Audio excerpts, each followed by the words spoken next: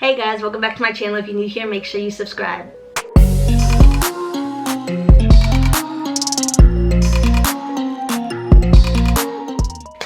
So in this video, I'm going to be doing a Q&A, pretty much answering all the questions you guys had about my embroidery business that you guys left down in the in my community tab. Yes, I'm wearing the same clothes as the last video because I'm shooting this the same day because I have time right now, or at least I think I have time unless she busts in here right now. So just let's go ahead and get started. So the first question is, what are the names of the most used fonts for names on your shirts?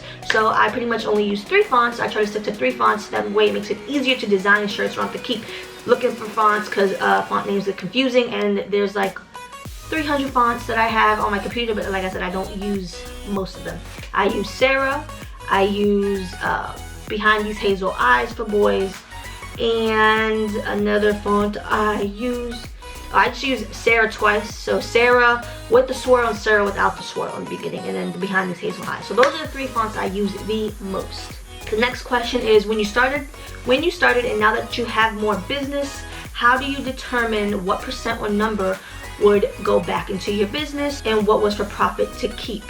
So pretty much when you first started a business, pretty much almost everything goes back into your business. It also depends on how much of your money that you make needs to go to pay bills. Some people are lucky, you don't have to pay bills off of this, they just keep it all. So it depends, but I would say I would at least try to keep 50% for yourself, if that is for paying bills, and then the other 50% towards your supplies. That way you keep 50, spend 50. Now the more you make, maybe you can start keeping more, but for starting out, that may be a good option. Loving your willingness to help others, thank you. Where do you get your designs? I get my designs off Etsy.com. That's where you can find most of them. You could just search like unicorn applique design, for example, or strawberry birthday design, birthday applique design. You can search things like that to find ideas for what you would like to make. What version of Embroidery do you use and where to buy designs? Okay, so I just answered the where to buy designs, but I use Embroidery Essentials. You do not need anything else, just the essentials. If you're buying your designs already off Etsy, you can just import your designs to Embroidery and adjust colors and such on Embroidery. I will be doing a video on how to do that because I know a lot of you guys have asked. But like I said, things take time.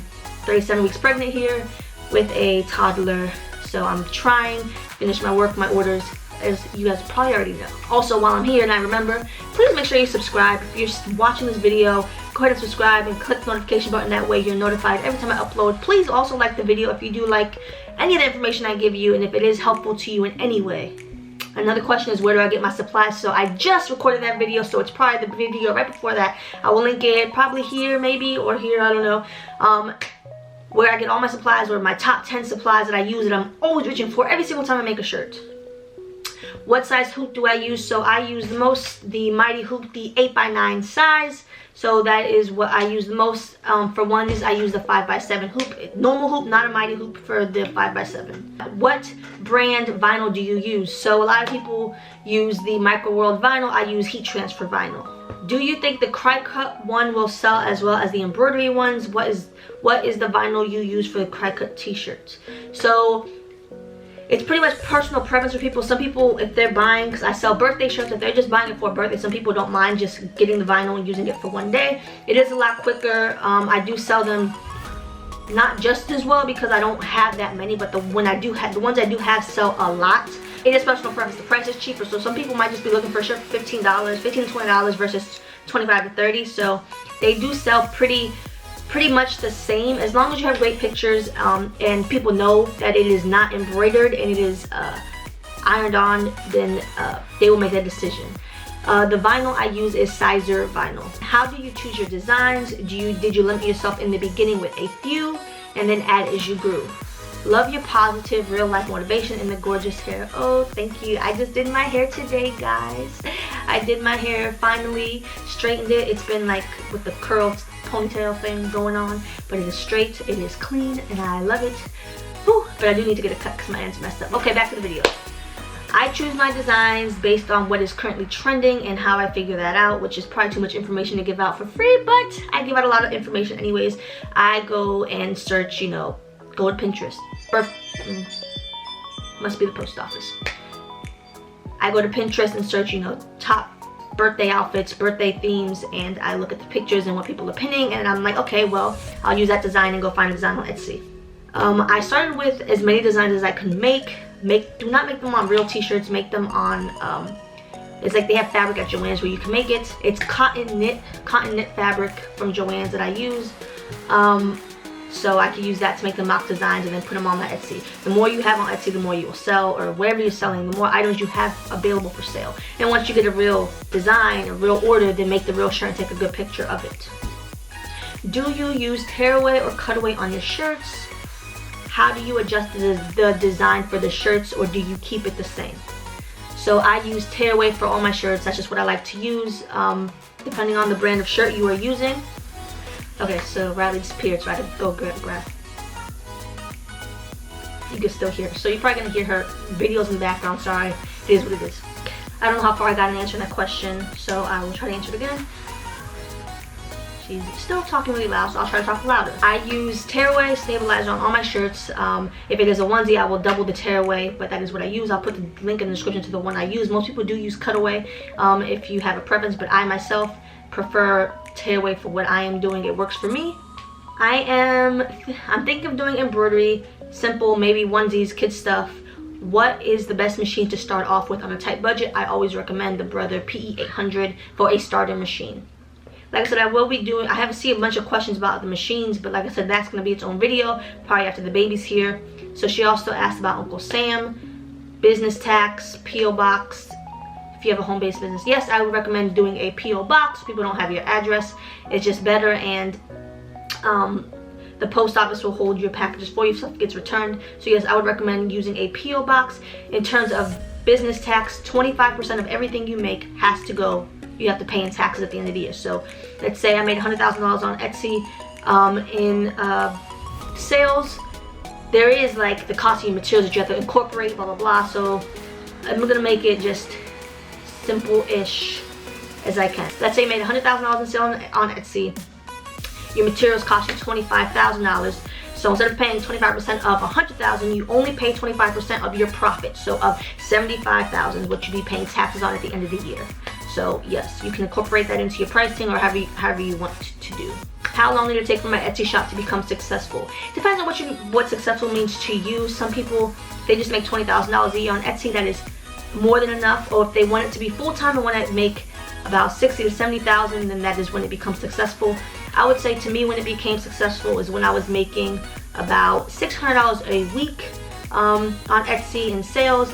Now obviously that number has multiplied, but yes, so I would say it took about, I think, 4 to 5 months to become successful. Where do I purchase my thread and packaging for shipping shirts? I purchase my thread from allstitch.net. The packaging materials, I get them from Amazon. I don't have children and don't know any children, but I can see where making fun clothes like you make is profitable. If you didn't have children, what embroidery business would you start? Women's t-shirts, housewear stuff, any and all information is much appreciated. So I do children's stuff not because I have a child, but that's just because what I like, and children is a huge market in embroidery, and that is specifically why I choose it. I know there is a lot of like embroidery businesses that you can do like business logos, you can do hats, which I do not do at all. So please never ask me questions about hats because I don't know anything about doing the hats. I would probably just go with businesses, so just business logos, putting their logos on polos, t-shirts. That's the other alternative I would go. Where do I buy all my supplies? Like I just said, I just made the last video, it could probably be linked here, or I already linked it in the description. What size ribbon do I use for my ribbon trim tutus? Most of you guys already buy ribbon from me, but I use 1.5 inch satin ribbon or 1.5 inch gross grain ribbon. Some people will use 7/8 inch. So I sell that on my website, kisscustomdesigns.com. I am getting a restock in soon for more colors, so stay tuned for that. But I sell that wholesale pricing. You do not need a wholesale license, but it's just cheaper pricing because the rolls are 150 yard rolls, so you get a lot more for your money.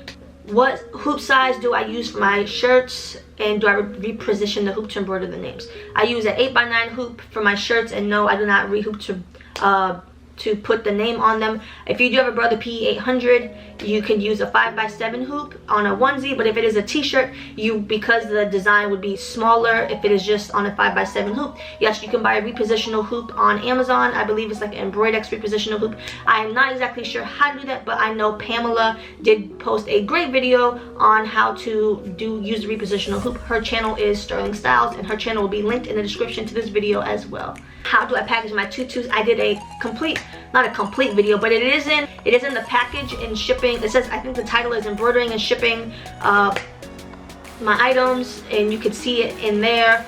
I will try to link that right here if I remember. So yeah. What type and color fabric do I use to make faces for appliques? So I use beige fabric. It's cotton. It is from Joann's. You can also get it at Hobby Lobby. I call it beige. It could be ivory, off-white. That's what I use. What brand thread do I like the best? I like Madeira thread the best. I get it from allstitch.net, the poly neon 5,000 meter spools. What do I think about the new Etsy advertising? So when it comes to Etsy's new items, new tools, new things they use, in my thoughts, I don't know if it's completely accurate, I just do whatever they recommend. So if they come out with new Etsy advertising, you had an option whether to switch or not switch, because it was promoted listings, now it's Etsy advertising. I just made the switch right when it became available to me, because I feel as though Etsy will promote you if you're doing what they want you to do. So there's not much to lose when switching to the advertising. It is now Etsy Ads, which is Etsy, you're promoting on Etsy and on Google at the same time, and it's supposed to save you money and like make your budget like maximize. So I was using about $50 a day in ads and getting about the same, and then when I switched to Etsy Ads, it was using $20 for about the same sales. So it seems to be working, but now, like I said, I have turned my ads off because I am 37 weeks pregnant, and I am still getting not as many sales. So I went from getting to about 10 to 15 sales a day to right now just 4 without the ads. That is because, like I said, I don't have any ads on, and I did also increase my pricing and change my processing time. So it's not just because of ads, just putting that out there. So I can't give you as much information as I would like on the Etsy Ads, their new ad platform they have right now, but at a later date, after I have the baby and I put my ads back on, I will let you guys know. How long did it take for you to feel that you perfected doing shirts? That's a good question. I would say when I moved into this house, so about March, so it would be about a year. Once I mastered my machines and got this mighty hoop, and I no longer had to like center my designs, I feel like I perfected it in a way that I know exactly what's wrong, if something's wrong with the machines, or I know like when a design is going to stitch out well, when something's going to mess up. So I would say it took about a year and a half, because Riley's she's not almost 3, she is 3. Wow, mom, pregnancy brain. So yes, I'd say it took about a year and a half.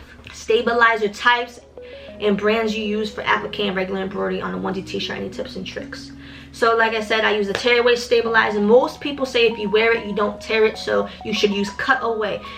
With the ARB shirts, the tearaway stabilizer works amazing on like if you're using Carter's onesies, like the ones from Target that a lot of people use, which are fine. Do not use tearaway, or if you do, at least use 2 pieces. Most people use cutaway because it is thicker, and because the Carter's onesies are a little bit thinner than ARB onesies, it could eat the thread, especially on the Brother P800s and the multi-needles, because they go so fast. So I would use tearaway. There's so many different brands out there.